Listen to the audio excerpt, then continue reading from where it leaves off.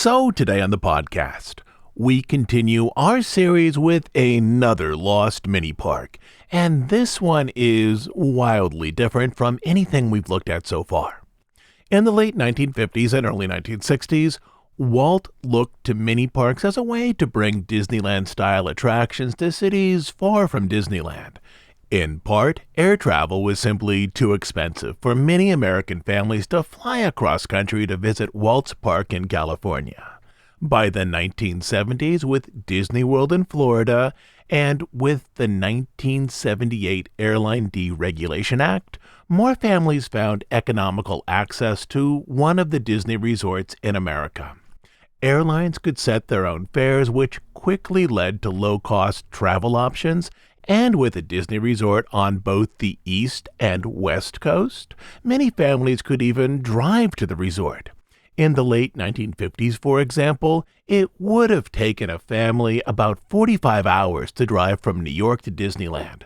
But in the 1970s, those same families in New York could drive down to Disney World in about 15 hours, with interesting stops along the way, such as Washington, D.C. and Charleston, South Carolina. But in the 1990s, executives under CEO Michael Eisner explored a problem similar to the one that Walt had faced in the early 1960s. Though most American families had reasonable travel access to a Disney park in the U.S., many living outside of North America did not.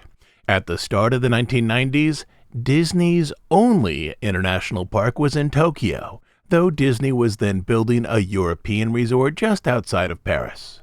But even with these 3 or soon-to-be 4 resorts, Disney executives knew that large sections of the world still didn't have reasonable access to a Disney park, which included strong or rising economic centers such as China, Australia, South Korea, South Africa, New Zealand, and the Middle East.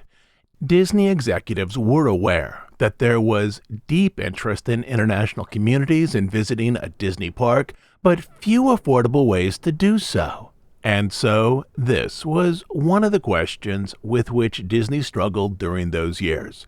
In short, there was demand for the Disney park experience, but no relevant supply for certain parts of the world. And with this, Disney explored a unique type of mini park, a single project that might be able to serve many of these markets by traveling from one country to the next. And again, to set the stage, just as with Walt's idea to create scale satellite Disney parks in the late 1950s and early 1960s, Disney now considered this new mini park idea during a significant recession, specifically the recession of the early 1990s. This recession started in 1990 and would continue to 1992, with a very slow recovery and significant unemployment lasting through 1993.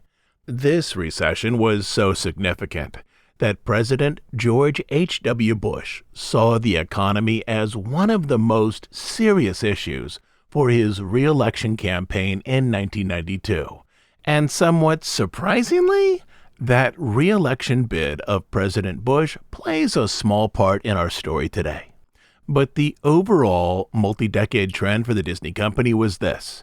When the economy was strong, Disney built up its existing parks to increase visitation, and when the economy was in recession, the company often considered ways to move Disney-style entertainment out to cities far from its resorts, as the cost of airfare and also hotel, most of which did not go to Disney, was the major financial hurdle for many families wishing to visit a Disney park.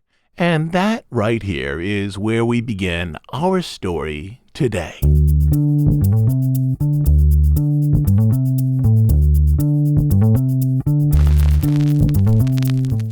Act 6. The Portable Theme Park.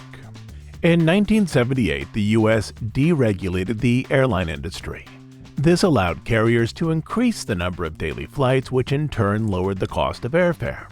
Domestic airfares to a Disney park inside the U.S. were now manageable for many families.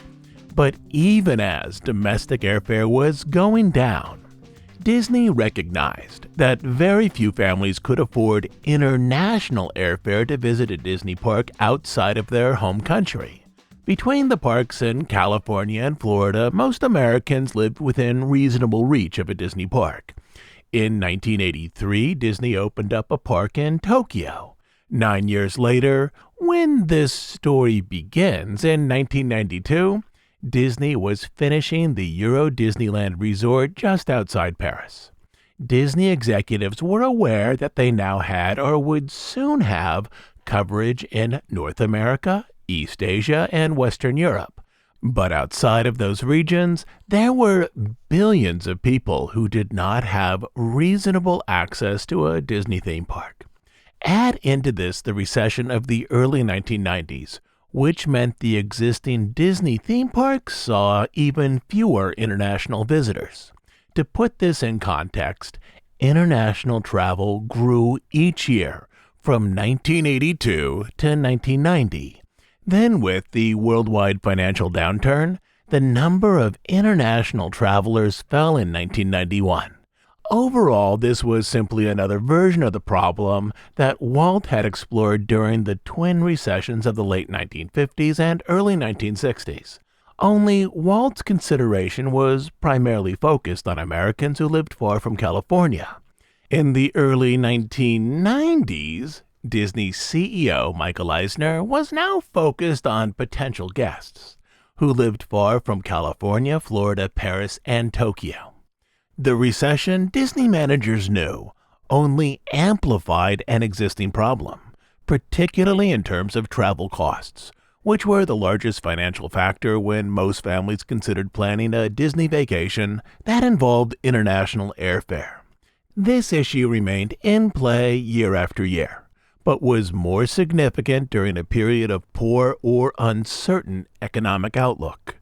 The company explored these issues in earnest at the start of the Disney decade, when CEO Michael Eisner was looking to further expand the company's reach into additional international markets, but also with the understanding that many of these international markets might not yet be able to support a full Disney castle park year-round.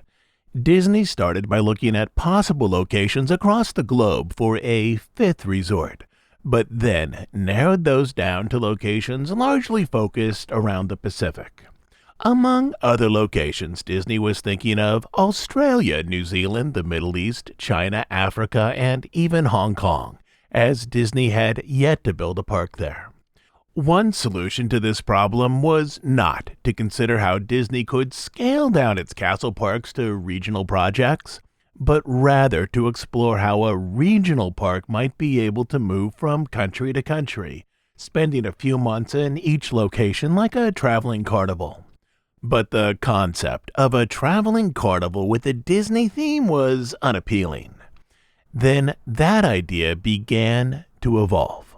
In the 1980s, Jack Lindquist, who had worked to market all Disney resorts in America and Japan, considered the possibility of a promotional ship moving from port to port to bring a taste of a Disney park to people around the world. As one person who worked with him recalled, not a cruise ship, but a ship that would show up in port and offer little preview centers and maybe an attraction or two to whet people's appetites and encourage them to come to our existing parks and resorts. These ships would simply be promotional opportunities to explain what a Disney park was to people, for example, in South Korea or New Zealand.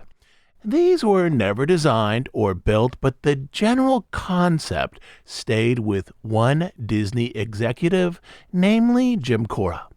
For years, Jim Cora had worked on Disney Parks' expansion into international markets, and he deeply understood the primary problems for expansion into those regions. Some markets, though interested in the Disney concept, didn't have enough people to support a full theme park. Some markets, though having a large enough population, didn't yet have enough economic development to support a park. And in terms of bringing international guests to an existing theme park, some residents of economically developed regions, such as Australia, had enough income to pay for tickets, hotels, and souvenirs, though the cost of international airfare remained a financial barrier. He watched as the recession of 1990 quickly reduced the number of international guests who came to the existing Disney resorts. Then he had an idea as to how to solve most of these problems with one project.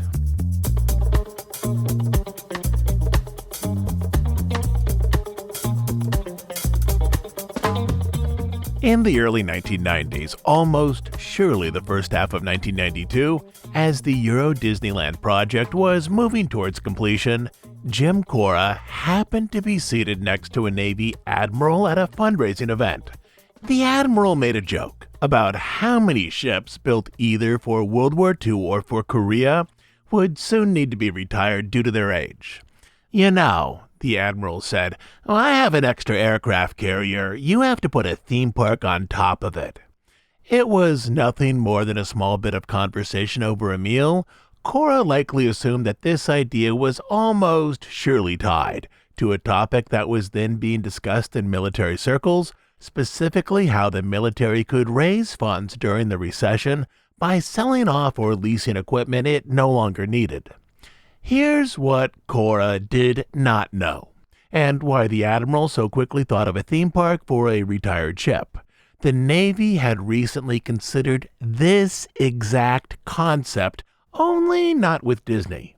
In 1991, about a year earlier, Congress gave the Navy tentative permission to explore moving an old aircraft carrier, which had outlived its usefulness as a warship, to Portland, Oregon, where private investors, assuming all went well, would refurbish it into a $2 million City of America floating theme park and museum.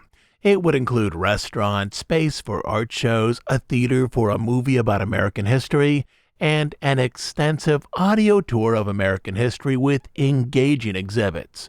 From Oregon, it would then travel across the Pacific to its proposed permanent home in Yokohama Bay as a tourist attraction about 30 miles away from Tokyo Disneyland.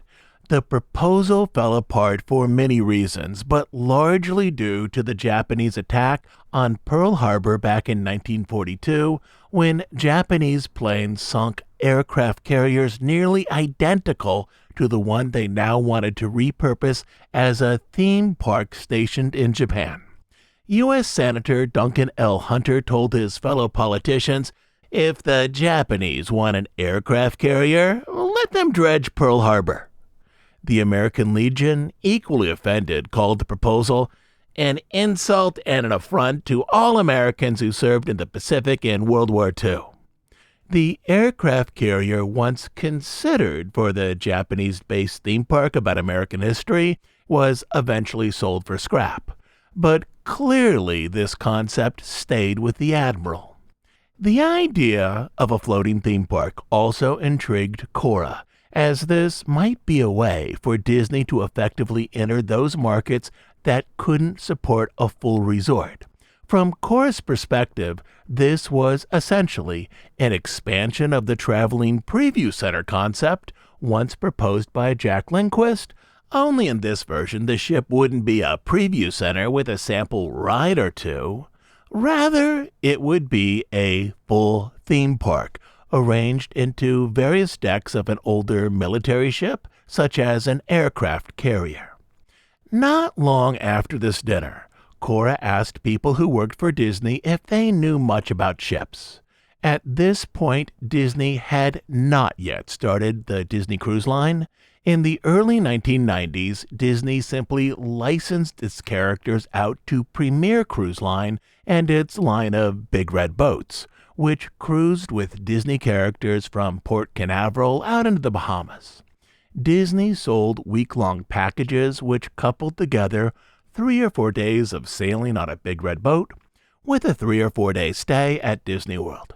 But in terms of practical ship knowledge, the Disney company wasn't yet at a point where it had an in-house division devoted to a cruise line. Cora was instead directed to Mark Hickson, who managed a Walt Disney Imagineering development team.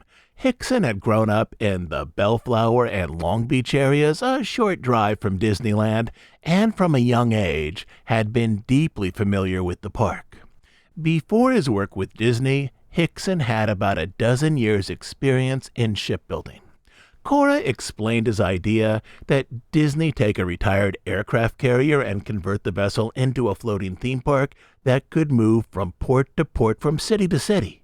A ship like this wasn't large enough to hold a full Disneyland or Magic Kingdom, but it could hold a dozen or so key attractions. The top deck of an aircraft carrier held about 4.5 acres of usable space with multiple decks below.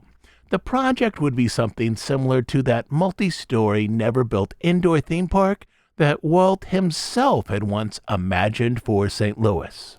The main deck of an aircraft carrier could easily hold a land the size of Toontown or New Orleans Square, with space left over, though the main deck would only hold a third of Fantasyland as it was then arranged in Disneyland. With multiple decks below the flight deck, there could be a way to layer large sections of a modestly sized Disney park into such a ship. Hickson was skeptical of the plan to use a ship so large. I don't have Hickson's underlying rationale, but I can point to one problem that I'm guessing was likely discussed either in this conversation or in a conversation that Cora had elsewhere.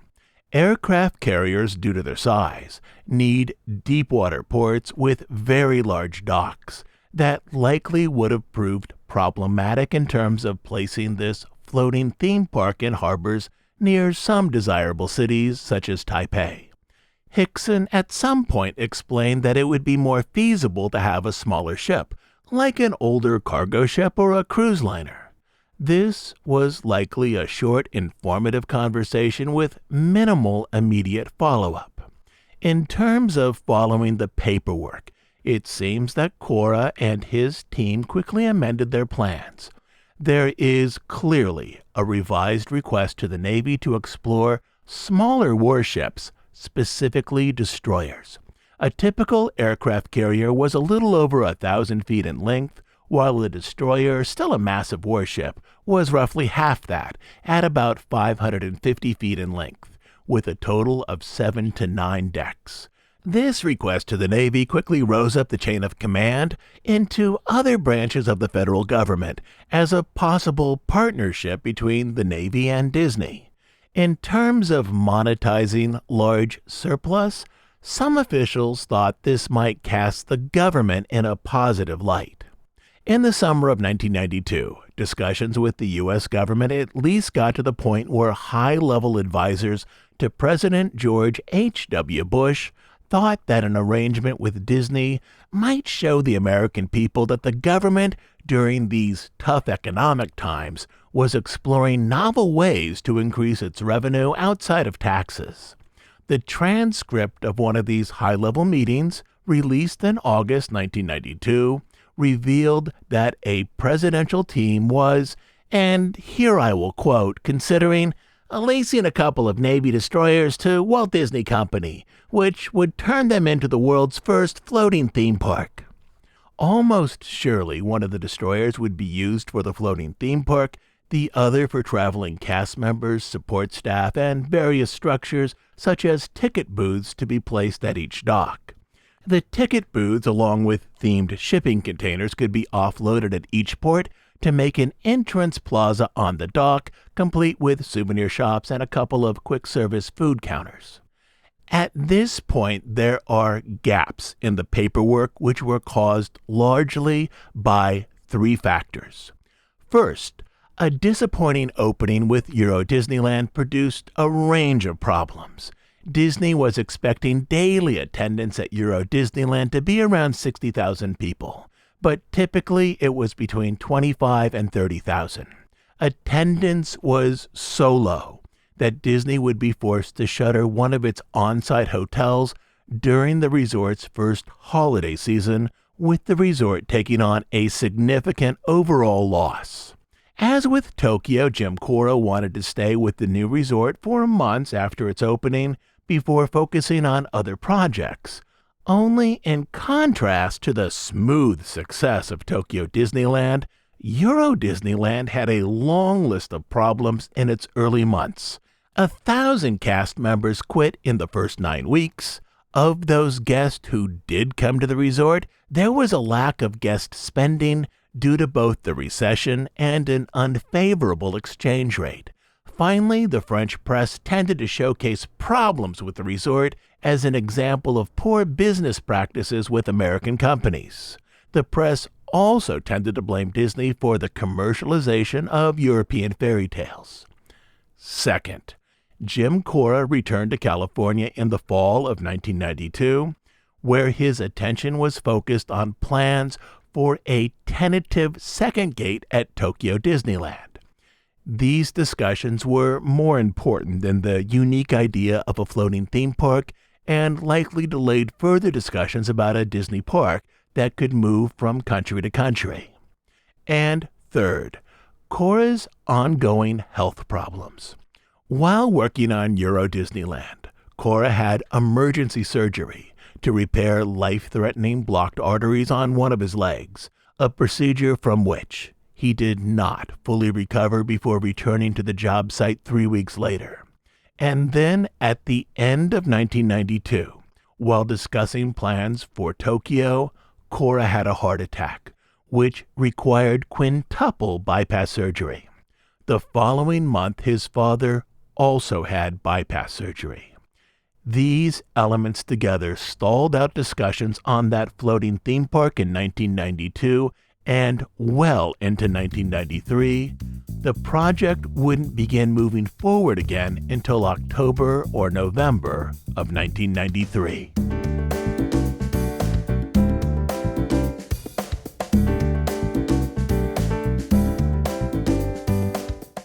After discussions with the government and with guidance from Hickson, who would soon become project manager for this floating theme park, the plan was revised to focus on converting a supertanker into a floating theme park instead of using an aging Navy vessel. The proposed supertanker would be modestly sized, with 4 or 5 decks compared to the 20 decks of a typical aircraft carrier. With a revised concept for this floating Disney park, Cora approached CEO Michael Eisner and COO Frank Wells to explain how this might be a concept to dramatically expand the geographic reach of Disney parks. Wells was particularly optimistic with this unique concept, and Eisner, though not as enamored as Wells, agreed to explore the project, starting with a feasibility report and a plan for a full ship. If the economics looked good, they could move forward. Up until now, the project had been overseen by Jim Cora, with practical guidance from Mark Hickson. At this point, a few more key people entered the discussion.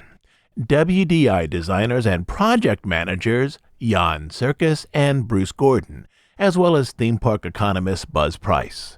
The arrangement of these people gave the project direction and depth as it became something more than a fanciful pipe dream. The plan, as it evolved, was to develop a floating theme park that would visit 4 ports a year, staying at each for just under 3 months. For example, 2.5 months in Sydney, before the crew secured ride vehicles and other moving elements and pushed on to Auckland. It would take about 3 days to secure the ship, about 3 days to sail from Sydney to the next destination, and about a week to set up and train a new batch of frontline cast members, which left 1 day for a preview for the local press before the floating theme park opened its gates at a new port. The team proposed 2 multi-year itineraries, mostly arranged around the Pacific. In the first version of the cruising schedule, the floating theme park would visit perhaps 19 ports over a 5-year period, docking in South Korea, China, Hong Kong, Taiwan, the Philippines, Indonesia, Singapore, Australia, New Zealand, Saudi Arabia, South Africa, and Hawaii, with the ship visiting multiple cities in the larger countries. A second or an expanded version of this plan would add about a year to the ship's schedule, with a handful of cities in Japan, far from Tokyo. Disney knew that its characters and films were beloved in Japan. They also knew that the majority of visitors to Tokyo Disneyland lived in Tokyo, so this larger sailing schedule would welcome Japanese residents far from Tokyo into a Disney park experience. When open to general guests, the floating theme park would allow for 2 groups each day. Each morning, let's say at 7 a.m., it would open for 10,000 guests who would stay on the ship for 8 hours. Then after a quick refresh, each evening, let's say at 4 p.m., it would open for another 10,000 guests. Disney estimated that with this plan, each time the ship docked, it would receive 1.25 million guests over a 10 or 11-week period, with a total of 5 million guests each year over 4 ports.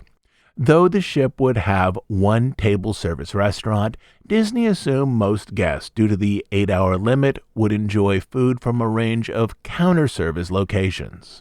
At this point, beyond the supertanker, Disney planned to use not 1 but 2 additional ships.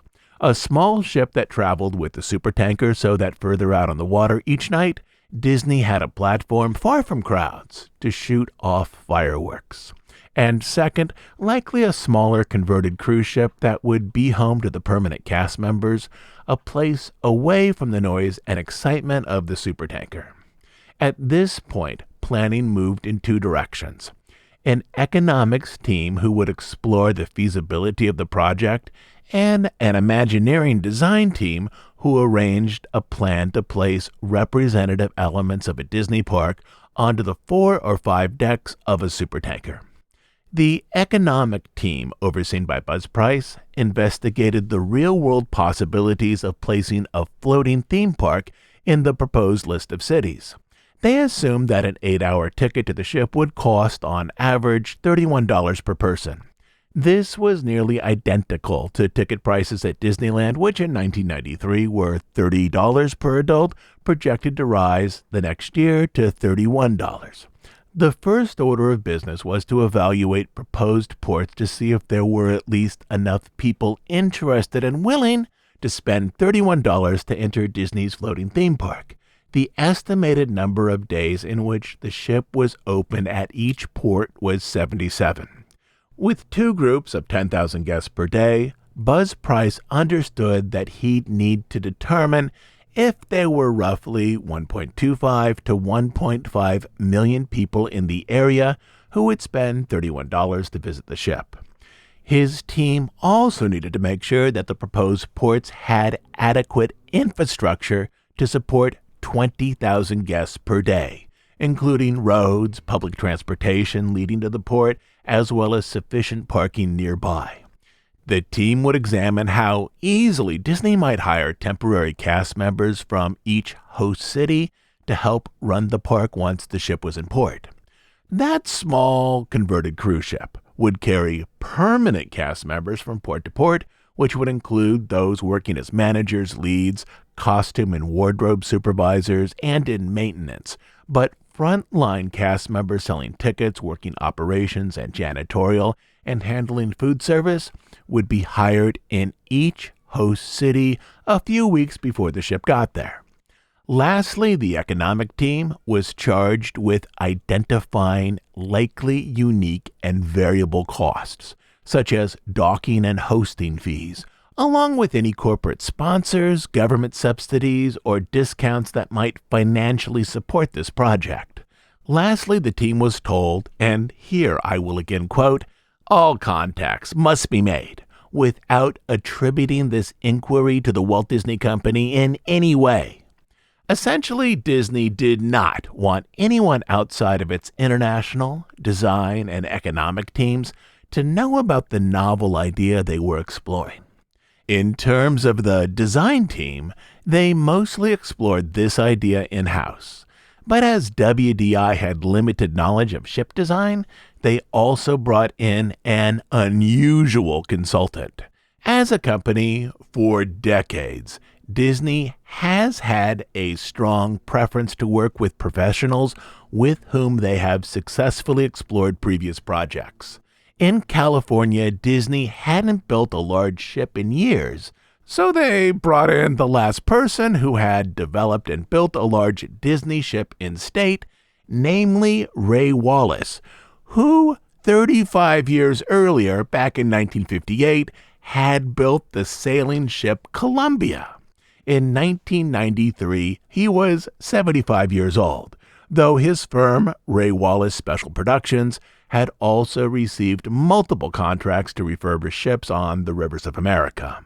The elderly Wallace would offer practical advice on how theme park attractions might safely be configured on a tanker that would travel over the open ocean from country to country. Within this context, Disney designers began to reimagine Disneyland-style rides into versions that would work within the confines of a 4 to 5 deck supertanker. As Hickson explained, the cavernous volume inside the supertanker gave us the opportunity to put 4 to 5 decks of attractions inside, plus more attractions on the top deck. Attractions with visual elegance and height, such as a merry-go-round, a small roller coaster, and as it was the Eisner era, a Ferris wheel, would go on the upper deck, while other attractions and shows would go on the decks below. Some of the upper deck attractions would be arranged under a protective dome to shield them from weather, particularly while traveling. The ship itself would have 2 formal lands. On one side, Fantasyland, and on the other, Tomorrowland, though it would also have some attractions that didn't neatly fit into either theme. Fantasyland would have dark rides, a carousel, Dumbo flying elephants, or a rocket spinner attraction. It's a Small World, and a ride similar to the Casey Jr. arranged with height as a family-friendly roller coaster. Because it would be difficult to travel over rough seas with a water flume ride, as the flume would need to be emptied and the boats tied down before each sailing, Disney decided to reconfigure It's a Small World as an Omnimover attraction. Tomorrowland attractions included a roller coaster arranged below deck. At times it would be themed to Space Mountain, other times as an Indiana Jones or car excursion, Star Tours, rocket jets, a 3D theater, and a walk through 20,000 Leagues Under the Sea attraction. The 20,000 Leagues exhibit would be arranged inside of a model of the Nautilus submarine, which was situated in a man-made pool on the upper deck that stretched nearly from port to starboard. The Nautilus also held a seafood table service restaurant, the only formal dining opportunity on the ship. A line of quick-service restaurants were arranged in the middle of the upper deck. The ship would have merchandise stores, at least one character meet-and-greet location, and various areas with sub-themes, including one arranged as Prince Eric's Village from The Little Mermaid. The list of attractions did change somewhat as the ship was being designed, but in December of 1993, Disney assembled a list of attractions and shows along with relevant information into a list that could be used to design a model of the ship. The model was overseen by Hickson, the project manager, and Jan Sierkes, the concept architect for the project.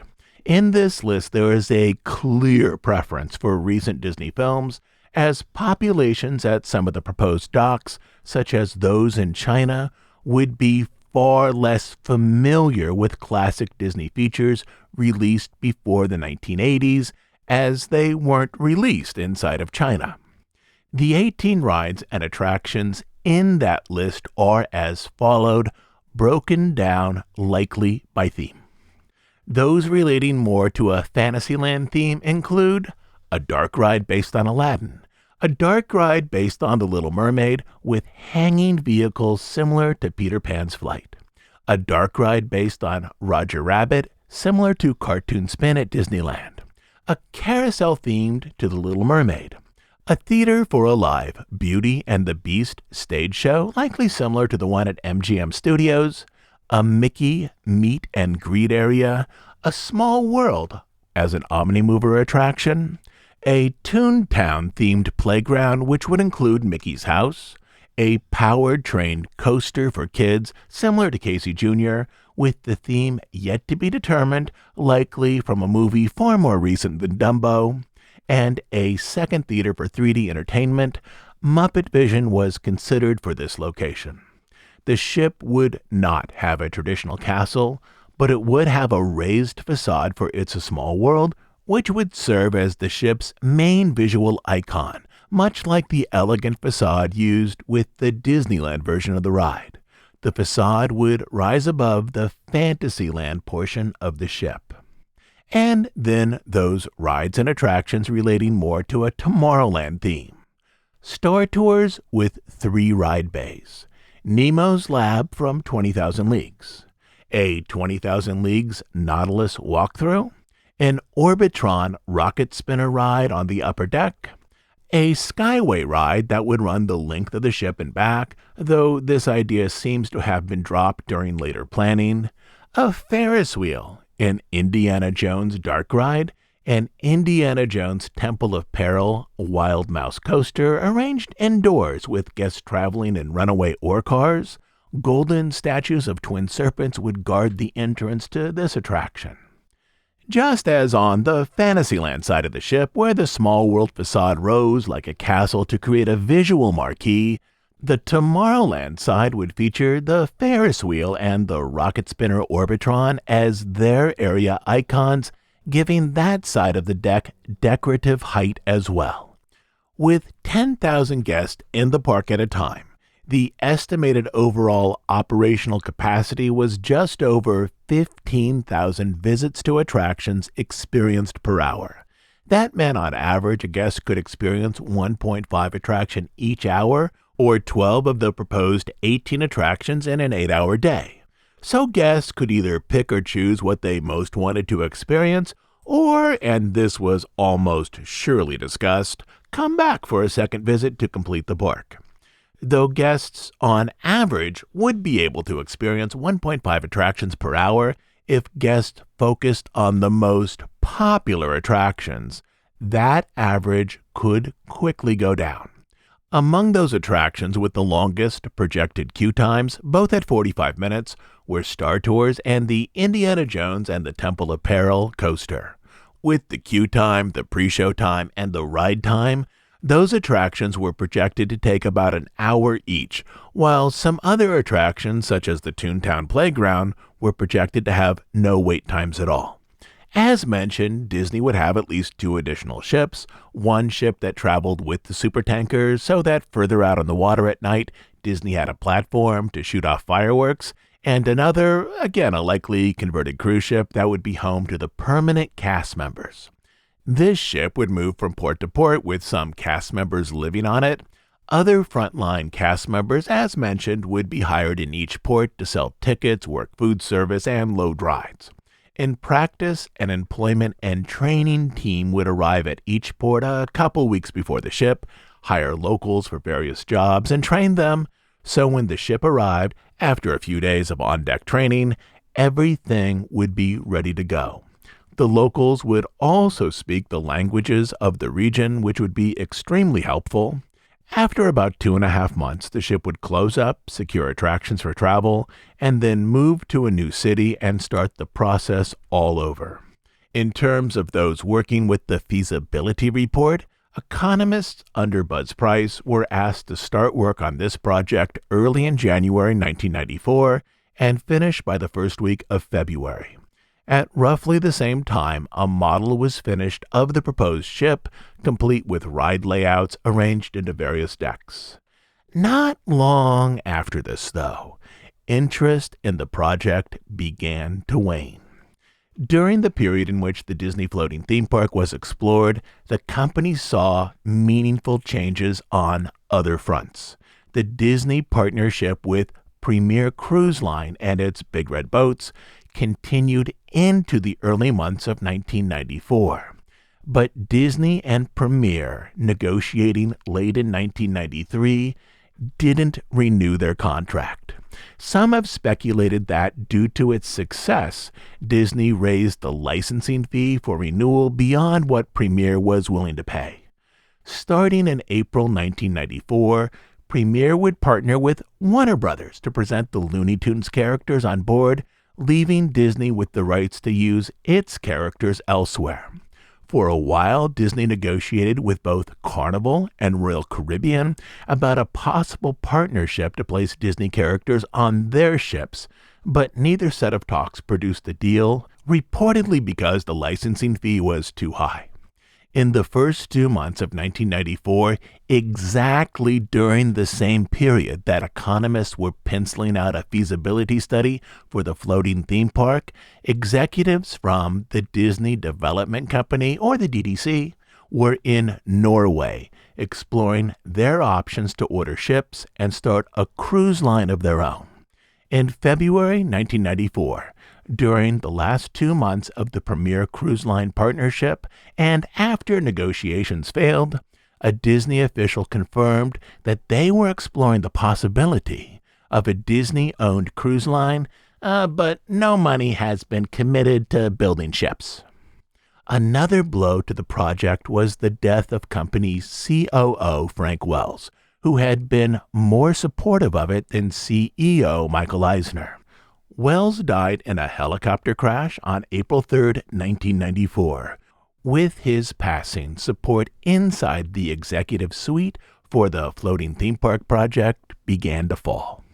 In the weeks that followed, Eisner became convinced that it was more prudent to invest in a traditional cruise line rather than in the SS Disney floating theme park.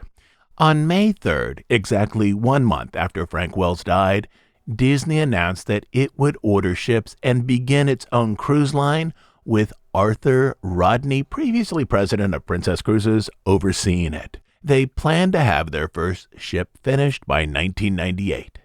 Beyond these in-house factors, there was another economic trend that contributed to the project's demise. By 1994, the global recession of the early 1990s had now ended, and as a result, Disney was seeing a higher level of international visitation at its existing parks. In all active development of the floating theme park after Jim Cora recovered from his bypass would last about 9 months. It included the production of a full model that showed where each attraction would be placed on the ship, but this ultimately would be the final version of the floating theme park, as it did not proceed further from there. As for Jim Cora, he would eventually become chairperson of Disneyland International and would focus on the expansion of the Tokyo Disney Resort, with Disney Sea opening in 2001. Not long after the floating theme park ended, Mark Hickson ended his 8-year career with Imagineering and moved on to other non-Disney projects. But this story does have an unusual ending for one of those people involved. Jan Serkis, a senior vice president at WDI and the lead architect for the proposed SS Disney floating theme park, would take what he had learned about park entertainment, arranged as regional presentations, into his next assignment, which would, inside Disney, be called Location-Based Entertainment, or LBE. And in this, he would pick up one of Walt's old ideas for regional Disney installations across North America, essentially a series of unique Disney mini parks, some of which were actually built. But that there is another story. I'll be back next week with a new episode. Our plan, at least right now, is to finish up this series and to tie together all of the loose ends.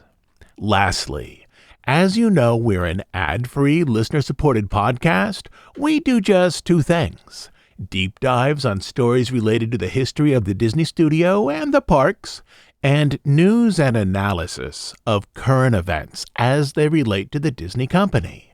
We are funded entirely by listener contributions, specifically by listeners who join us over on Bandcamp as monthly subscribers. On Bandcamp, you will find over 300 episodes not available on iTunes or anywhere else.